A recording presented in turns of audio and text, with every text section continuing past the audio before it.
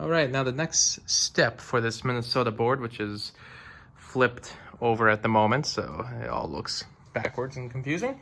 Doesn't look like a state, but we're trying out some different stains and kind of deciding based on how they look when they dry, and if people should sign the board before we stain it, or if we should have people sign the board after we stain it.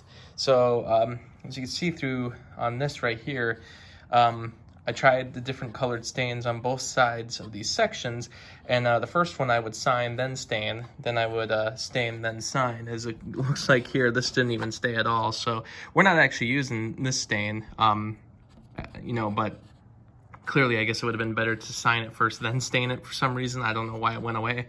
But here, this right here is stained and then signed after, and this is actually the stain we're going to go for. It's actually the same as this stain up here. So that's what we're going to end up doing, but that's why there's all these different splotches here. We're trying to decide which one we like the most, and we're just going to go for it. So now you can see here, I have my brush. I'm going to start staining. I've always found staining to be a much more easy job. It's an easier job, I guess is the term I'm looking for. Painting, I feel like, is way more noticeable when you have any kind of brush strokes that maybe don't match the previous strokes you did. I feel like even in walls that you look at in a house, you can sometimes kind of notice where the paintbrush, you know, kind of the edge of the paintbrush was cutting through the very thin layer of paint.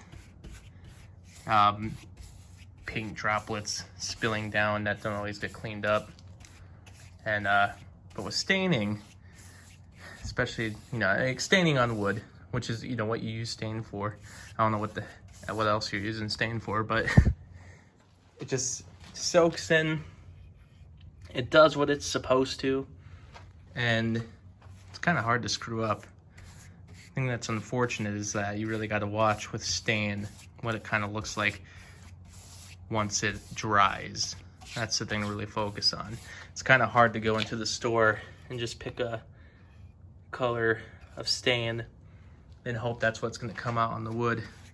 Not only do you have to wait for it to dry on the wood, but sometimes, I mean, it depends on the wood.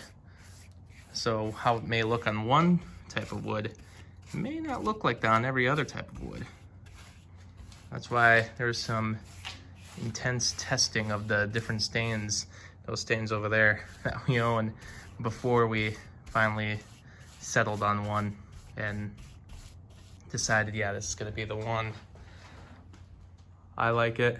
It's a nice kind of darker color, but not too dark. So we can still use it to have the black Sharpies do some signatures and some congratulatory remarks at the wedding. And I tested it with the poly stain as well, a clear stain that's going to go over all of this once everyone's done signing it and we have it back home. And that it doesn't darken it. It doesn't darken it too much, so it'll all turn out good. I was actually originally thinking we would just have it signed and then we'd put the poly on it, because the poly does kind of change the color of the wood. But in the end, we wanted to go a little darker. Now I gotta just deal with these edges, which are not as fun to stain. Doesn't soak in as well, but we're almost done. There we go.